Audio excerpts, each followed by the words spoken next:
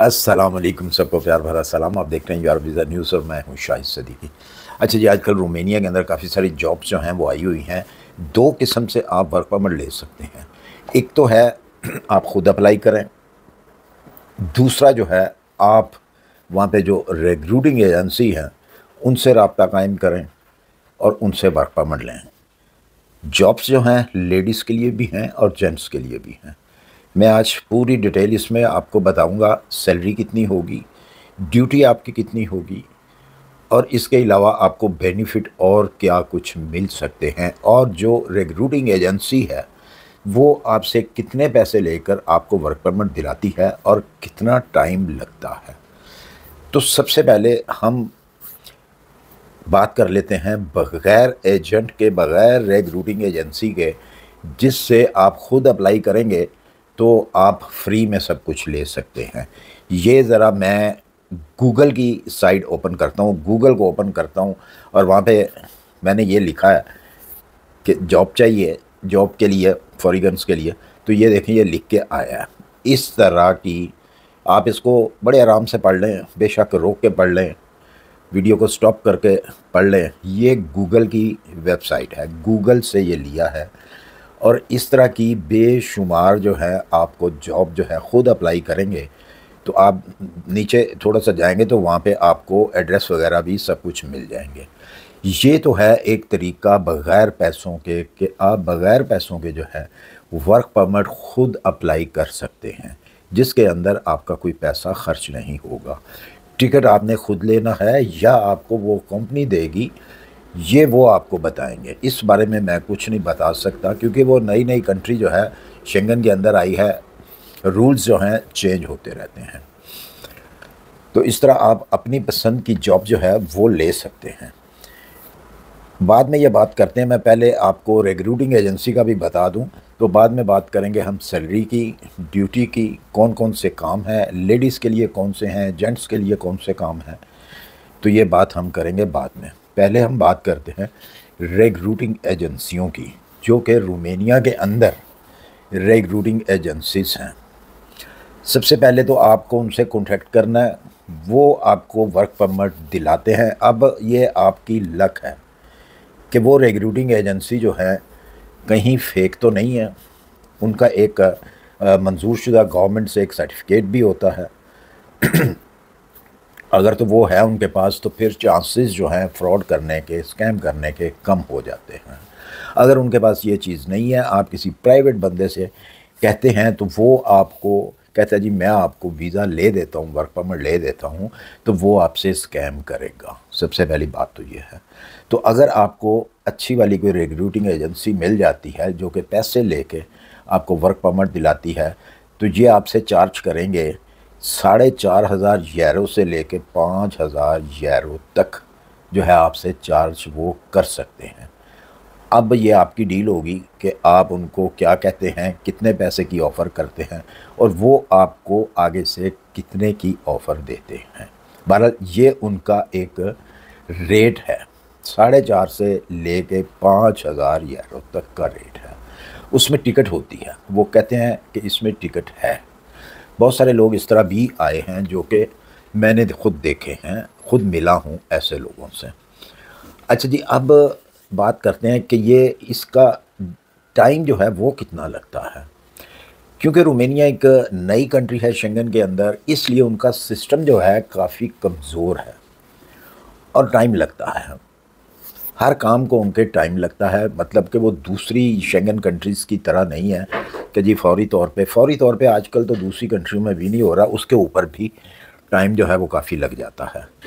तो ये जो रिक्रूटिंग एजेंसीज़ वगैरह हैं ये आपको टाइम देती हैं 6 महीने से लेकर 10 महीने तक का, कि इस दौरान जो है आपका वीज़ा स्टैम्प हो जाएगा। तो कुछ लोगों को जो मैं मिला हूँ, कुछ लोग ऐसे भी हैं जो कहते हैं जी कि हमें 4 माह के अंदर हमारा वीज़ा लग चुका था। मतलब 3 हफ्ते में हमने जब उनसे कॉन्टैक्ट किया तो 3 हफ्ते के बाद हमें हमारे सारे डॉक्यूमेंट्स आ गए थे। उसके बाद जो है अपॉइंटमेंट को देर लगी। इसके साथ साथ एक चीज़ मैं और बता दूँ, अगर आप गल्फ़ से हैं, मिडल ईस्ट से कहीं से हैं, तो आपको अपॉइंटमेंट में इतनी प्रॉब्लम नहीं होगी जितनी कि दूसरी कंट्रीज़ में है। यानी कि पाकिस्तान में भी है ये प्रॉब्लम अपॉइंटमेंट की। अपॉइंटमेंट आपको साल साल बाद की मिलती है, या फिर आप पैसा दें उनको, जो कि एक मार्फिया वहाँ पे बैठा हुआ है अपॉइंटमेंट का, ये नया मार्फिया है। या तो उनको पैसा दे के जल्दी ले लें अपॉइंटमेंट, तो या फिर आप ख़ुद अपॉइंटमेंट लें तो फिर उसका आप वेट करें। ये रिक्रूटिंग एजेंसियां भी एक्स्ट्रा पैसे चार्ज करेंगी आपसे अगर आप इनसे कहेंगे जी हमें अपॉइंटमेंट भी लेके दें। ये भी ज़हन में रखिएगा। अब वो चार्जिंग उनकी क्या है इस बारे में मैं श्योर नहीं हूँ 100% कि वो कितने पैसे लेते हैं। बाकी इंडिया के अंदर भी ये है कि वहाँ पे भी जो है अपॉइंटमेंट का मसला है। बांग्लादेश में भी है, नेपाल वालों के लिए भी, वो भी इंडिया में ही आते हैं वीज़ा लेने के लिए न्यू दिल्ली में, तो उनके साथ भी यही प्रॉब्लम होती है। अगर प्रॉब्लम कम है तो वो मिडल ईस्ट में है। अगर आप मिडल ईस्ट से अप्लाई करते हैं तो फिर जल्दी आप आ जाते हैं रोमेनिया के अंदर।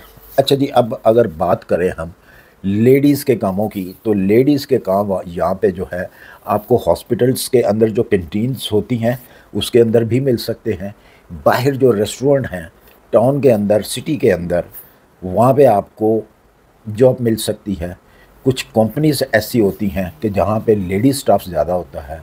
अगर आप पढ़े लिखे हैं तो उसका एक तरीकाकार ये है कि पहले आप जो भी आपको काम मिलता है वो आपको करना पड़ेगा, साथ साथ आपने लैंग्वेज सीखनी है, लैंग्वेज के क्लासेस जो हैं अटेंड करनी है।